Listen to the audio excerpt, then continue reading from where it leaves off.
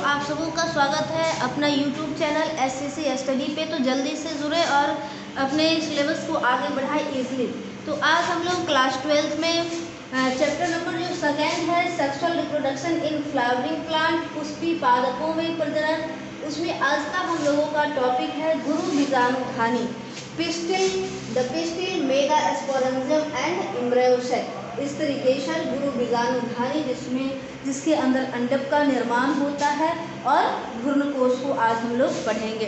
तो सबसे पहले हम लोग थोड़ा सा जो फीमेल रिप्रोडक्टिव पार्ट था उसको देख लें। तो जो फीमेल रिप्रोडक्टिव पार्ट होता है गाइनोसियम, या हम लोग जिसको जायांग कहते हैं, वो जायांग 3 पार्ट से मिलकर के बना होता है, 3 पार्ट से कंसिस्ट होता है।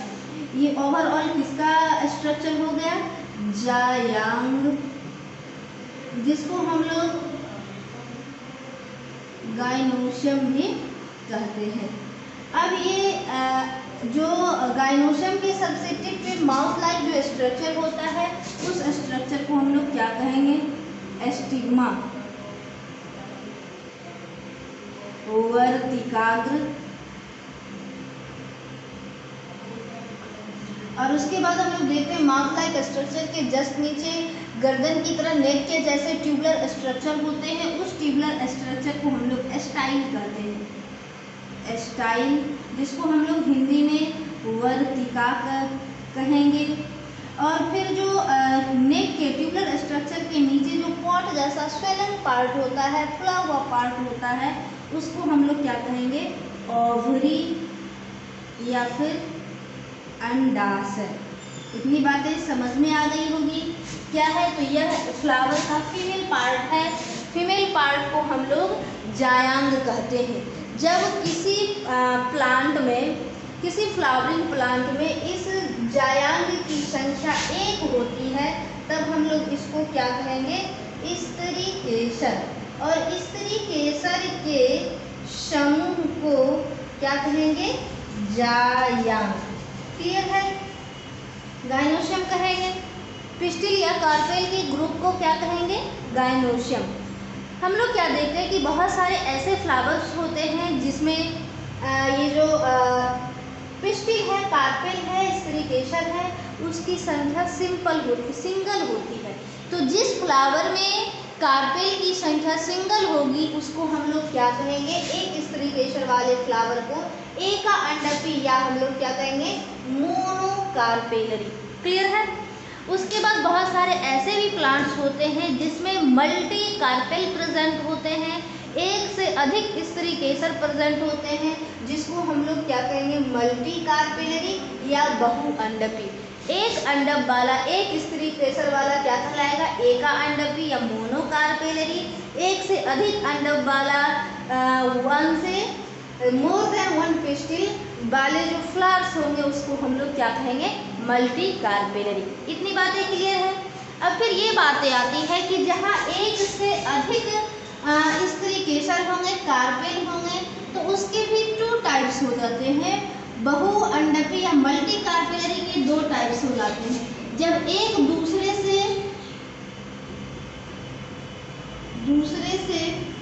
बिल्कुल इससे दिखता नहीं है, ग्लू से मैं ब्लैक मार्कर का यूज कर रही हूँ, विजिबल है क्या? जब एक से अधिक स्त्रीकेसर आपस में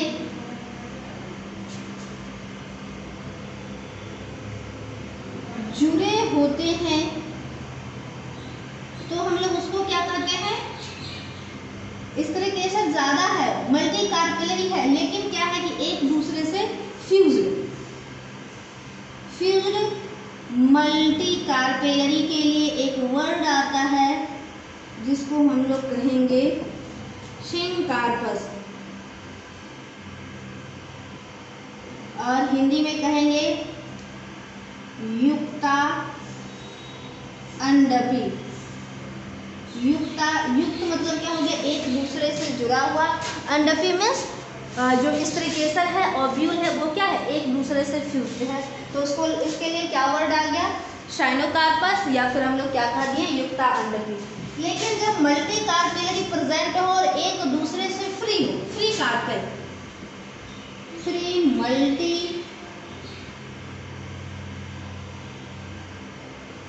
is called एपोकार्पस।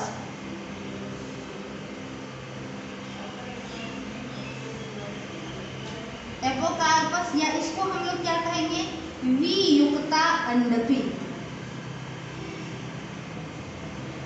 इतनी बातें आ गई समझ में। हम लोगों ने क्या क्या पढ़ा, आज हम लोग पढ़ रहे हैं फीमेल जो फ्लावर का जो फीमेल पार्ट होता है उसके बारे में। फ्लावर के फीमेल पार्ट को हम लोग इस तरीके से पिस्टिल या कार्पेल कहते हैं। ये कार्पेल जो होता है 3 पार्ट से मिलकर के बना होता है, स्टिग्मा, स्टाइल और ओवरी, वर्तिकाग्र, वर्तिका और अंडाशय। किसी फ्लावर में एक स्त्री केसर पाए जाते हैं जिसको हम लोग एका अंडपी कहेंगे, और किसी फ्लावर में एक से अधिक अंडप पाए जाते हैं अर्थात स्त्री केसर पिस्टिल पाए जाते हैं जिसको हम लोग मल्टी कार्पेलरी कहते हैं। अब क्या हो गया, मल्टी कार्पेलरी के भी 2 टाइप्स हो गए। बहुत सारे जो मल्टी कार्पेलरी होते हैं वो एक दूसरे से फ्यूज होते हैं जिसको हम लोग क्या कहेंगे, सिंकार्पस, और जो एक दूसरे से फ्री होते हैं उसको हम लोग क्या कहेंगे, एपोकार्पस। जैसे हम लोगों के फैमिली में ही होता है ना कि ज्वाइंट फैमिली है और न्यूक्लियर फैमिली है, तो उसी तरह से मेंबर्स बहुत सारे हैं और सब एक दूसरे से बातचीत कर रहे हैं, सटे हुए हैं, तो उसको हम लोगों ने क्या कह दिया, साइनोकार्पस, और जो एक दूसरे से अलग है उसको हम लोगों ने क्या कह दिया, एपोकार्पस। इतनी बातें क्लियर है, ये पिस्टिल वाली बातें क्लियर हो गई। अब हम लोग आते हैं गुरु बीजाणु धानी के बारे में पढ़ते हैं। ठीक है, तो जल्दी स्क्रीनशॉट ले लो, इरेज करूंगी।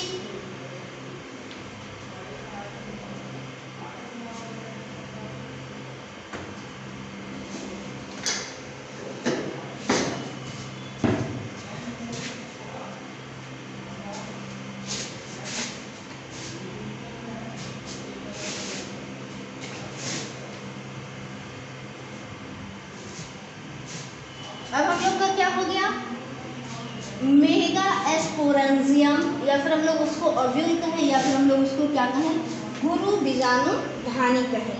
अब फिर बात आ रही है कि मैम पिछले क्लास में आपने माइक्रो एस्पोरेंजियम पढ़ाया था, अभी मेगा एस्पोरेंजियम, तो हम लोगों ने क्या देखा था पिछले क्लास में, मेल गैमीट को।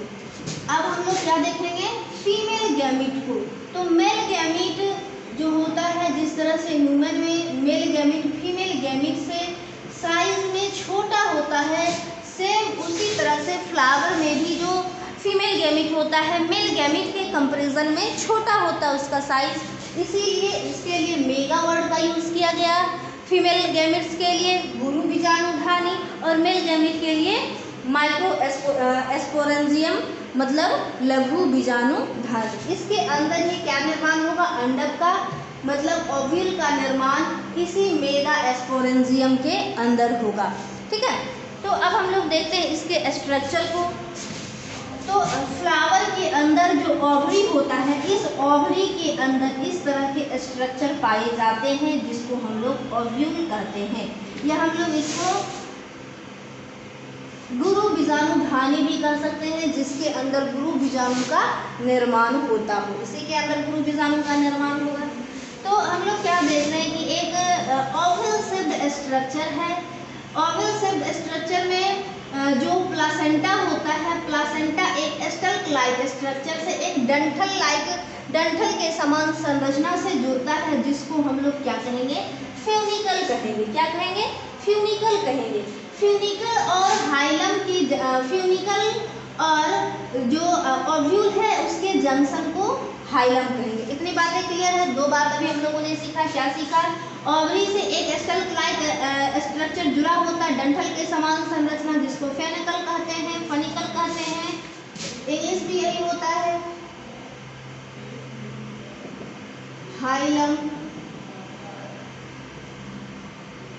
हाइलम।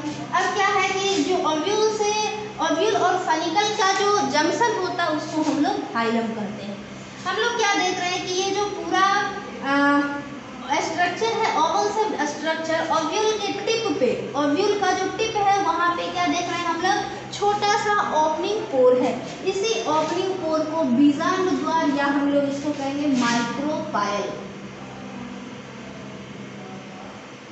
माइक्रोपाइल, ठीक है।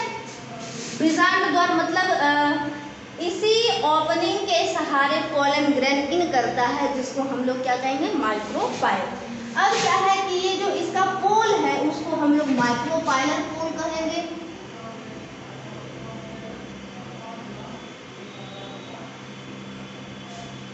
पाइलर पोल। अब ये जो पूरा ओव्यूल वाली स्ट्रक्चर है दो इंटेगुमेंट से कवर होता है। जो बाहर का आवरण होता है उसको आउटर इंटेगुमेंट या बाह्य आवरण, ये क्या हो गया हम लोगों का, आउटर इंटेगुमेंट। विजिबल है क्या, दिख रहा है? हाँ दिख रहा है, तुम लोग मेरी बातों पे भी गौर करना। क्या हो गया, तो जो सबसे बाहर का जो लेयर है किसका, बीजांड का, ओव्यूल का, जो सबसे बाहर का आवरण है उसको हम लोग बाह्य आवरण या आउटर इंटेगुमेंट कहेंगे। और एक आउटर इंटेगुमेंट के जो अंदर वाला लेयर है उसको हम लोग क्या कहेंगे, इनर इंटेगुमेंट। क्लियर है? अब उसके बाद जो पूरा ओव्यूल का बॉडी है उसको हम लोग क्या कहेंगे, ओव्यूल बॉडी या बीजांड काय।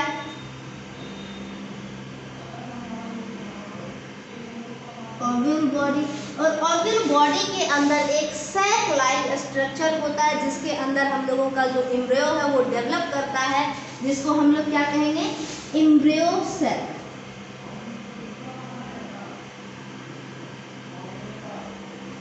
एम्ब्रियो सैक, एम्ब्रियो सैक के जस्ट अपोजिट साइड को कहते हैं चलेजा छोर, चलेजा एंड या चलेजल छोर।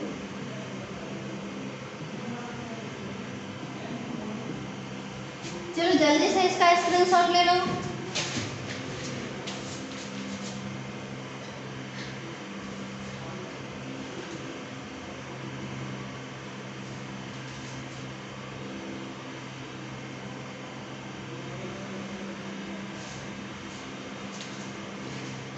चलो फिर से मैं एक बार समझा देती हूँ। यह एक प्रारूपिक आवृतबीजी प्लांट्स का बीजांड है। बीजांड का जो एक बीजांड जो है एक डंठल जैसी संरचना से अंडाशय से जुड़ा होता है, जिसको हम लोग फनिकल कहते हैं। फनिकल की और बीजांड द्वार का जो जंक्शन होता है उसको हम लोग हाइलम कहेंगे। हाइलम के अंदर जब हम लोग इनर पार्ट में आते हैं तो एक ओव्यूल दिखता है, और ओव्यूल के टिप पे छोटी सी रंध्र पाई जाती है, छोटा सा ओपनिंग पोर पाया जाता है, जिस ओपनिंग पोर को हम लोग माइक्रोपाइल या बीजांड द्वार कहते हैं।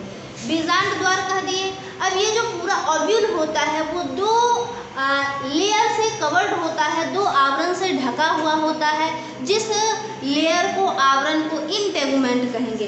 तो बाहर वाला लेयर क्या हो गया, आउटर इंटेगुमेंट, और जो अंदर वाला लेयर हो गया वो क्या हो गया, इनर इंटेगुमेंट। क्लियर है? अब उसके बाद पूरे ओव्यूल के जो बॉडी हो गए वो ओव्यूल बॉडी बीजांडकाय हो गए। बीजांडकाय के अंदर में एक सैक लाइक एक थैला के जैसा स्ट्रक्चर होता है, जिसको हम लोग एम्ब्रियो सैक या भ्रूण कोश कहते हैं। इतनी बातें क्लियर है? ये हो गया हम लोगों का ओव्यूल बीजांड। अब हम लोग देखते हैं कि इसके अंदर क्या क्या स्ट्रक्चर होता है और किस तरह से हम लोगों की दुल्हनियाँ तैयार होने वाली हैं। ठीक है, तो ये जो हम लोगों का भ्रूण कोश होता है, यहाँ एक सेल पाया जाता है, जिस सेल को हम लोग क्या कहते हैं, एमएमसी। एमएमसी का मतलब क्या हो गया, मेगा स्पोर मदर सेल, गुरु बीजाणु मातृ कोशिका। चलो तो आओ हम लोग इधर देखते हैं। एक क्या है, MMC megaspore mother cell. ये हम लोग इसको क्या कहते हैं, गुरु बीजाणु मातृ कोशिका। अब इस गुरु बीजाणु मातृ कोशिका में पहली बार समसूत्री विभाजन की क्रिया होती है। ठीक है, क्या हो रहा है, समसूत्री विभाजन की क्रिया है। और ये जो है, जब समसूत्री विभाजन की क्रिया होगी तो ये क्या बनेंगे, एक सेल से 2 सेल, इसमें जो क्रोमोसोम नंबर है वो n है। फिर क्या होगा, दूसरी बार समसूत्री कोशिका विभाजन होगा, मीन्स माइटोसिस सेल डिवीजन।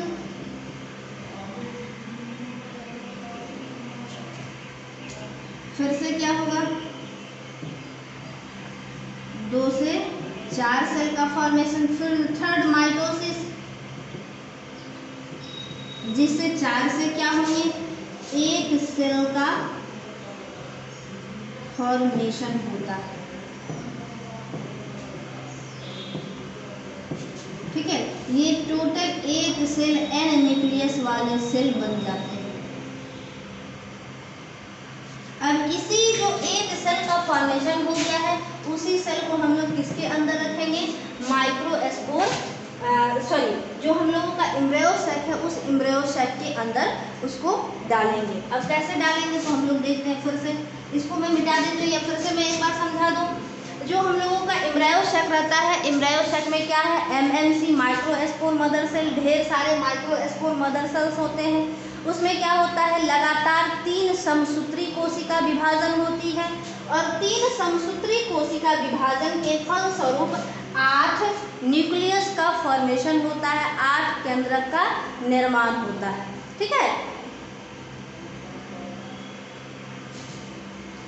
अब हम लोग उसको एम्ब्रियो सैक के अंदर अरेंज करेंगे। कैसे, तो देखते हैं।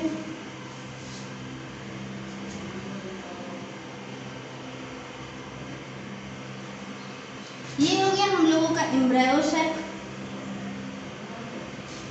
ठीक है, बस मैंने इस एम्ब्रियो सैक को बनाया है। ये इधर का हम लोगों का क्या हो गया, माइक्रोपाइलर पिंड, जिसको हम लोग क्या कहेंगे, बीजांड द्वार। और इधर क्या हो गया, शैलेजा इंड, शैलेजा छोर। अब जो टोटल हम लोगों से 1 न्यूक्लियस का फॉर्मेशन हुआ था, कितने, 1 न्यूक्लियस का, तो जो बीजांड द्वार के तरफ का जो एरिया होता है उसको हम लोग क्या कहेंगे, बीजांड द्वार के तरफ का जो क्षेत्र होता है, एरिया होता है, उसको हम लोग कहते हैं एक अपरेटस, अंड उपकरण, अंड उपकरण, एक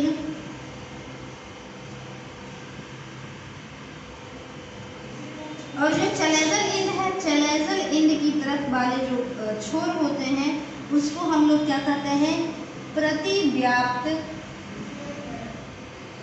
कोशिका, या फिर हम लोग इसको कहते हैं एंटीपोडल सेल।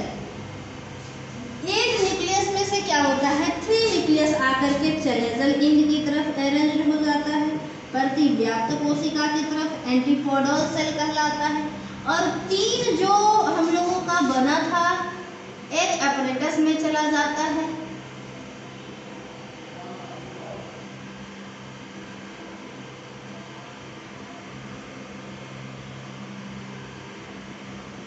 ठीक है, 3 सेल यहाँ आ गया। तो जो 2 सेल है इसको हम लोग क्या कहेंगे, सिनर्जिड सेल या सहायक कोशिका। क्या हो गया, सहायक कोशिका। इसको हम लोग इंग्लिश में क्या कहें, सिनर्जिड सेल। और ये जो सेल है वो हम लोगों का दुल्हनिया है, एग सेल कह सकते हैं, या इसको हम लोग ओवम कह सकते हैं। क्लियर है। अब 8 में से तो 6 की कहानी समाप्त हो गई। अब हम लोगों के पास 2 सेल और बचे हैं। तो हम लोग क्या देखते हैं कि जब हम लोगों के घरों में फंक्शन होता है तो जिसको जो जगह मिला जल्दी से ले लिया सोने बैठने के लिए, तो क्या हो गया, तो 3 सेल तो अरेंज हो गए, 6 सेल, और 2 जो सेल बच गया उसको एक ही विषावन मिला।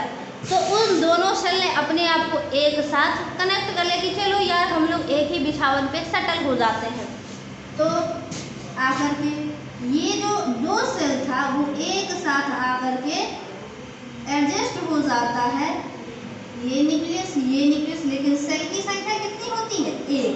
इस बीच में जो सेंटर में हम लोगों का जो न्यूक्लियस आकर के अरेंज हो जाता जाता है उसको हम लोग क्या कहेंगे, पोलर न्यूक्लियाई या ध्रुवीय केंद्रक।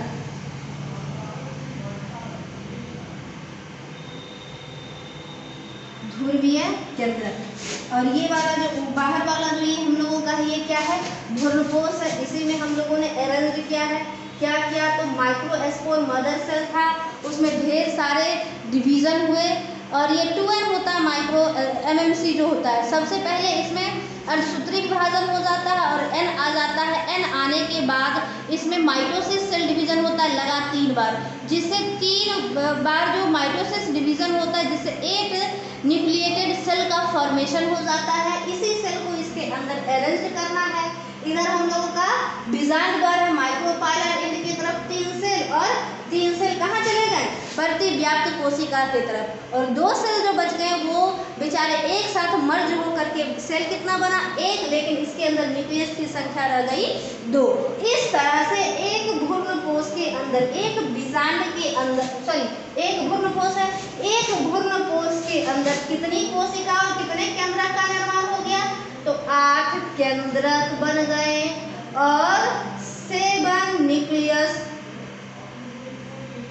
न्यूक्लियस का फॉर्मेशन हो गया। तो इसमें ऑब्जेक्टिव क्वेश्चन पूछता है कि एक भ्रूणपोष के अंदर कितने केंद्रक और कितने कोशिका पाए जाते हैं, तो केंद्रक 8 है लेकिन सेल का संख्या कितना हो गया, 7, क्योंकि क्या हुआ, एक जो दो न्यूक्लियस था आपस में मर्ज होकर के पोलर न्यूक्लियाई का फॉर्मेशन कर दिया। अब हम लोग क्या देखेंगे कि ये जो सहायक कोशिका होती है वो फर्टिलाइजेशन में हेल्प करती है और ये हम लोगों का दुल्हन रेडी है। जिस तरह से हम लोग देखते हैं कि दुल्हन के लिए उसके अगल बगल में क्या होती है, उनकी फ्रेंड्स होती हैं, उसी तरह से ये इसकी सहायक कोशिका।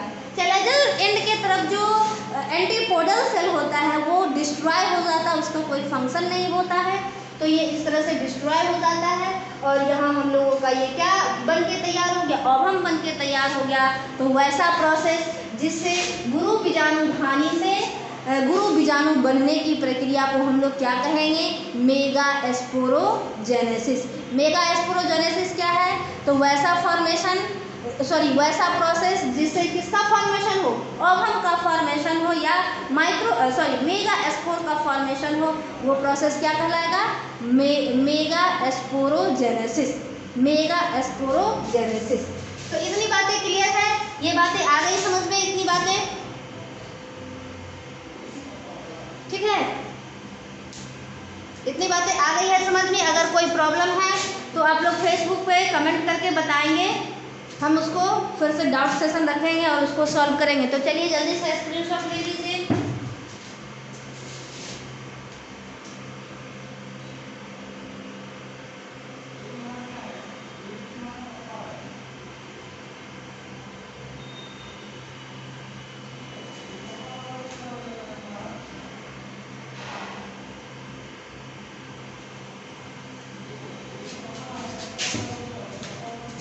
अब हम लोग अगले टॉपिक में पढ़ेंगे कि किस तरह से जो अंडाणु है हमारी दुल्हन है उससे दूल्हे राजा मिलने आएंगे, जिसको हम लोग पढ़ेंगे डबल फर्टिलाइजेशन में। ठीक है, तो अभी इतना ही। फिर हम लोग अगला टॉपिक हम लोगों का है पॉलिनेशन। तो पॉलिनेशन को देखेंगे।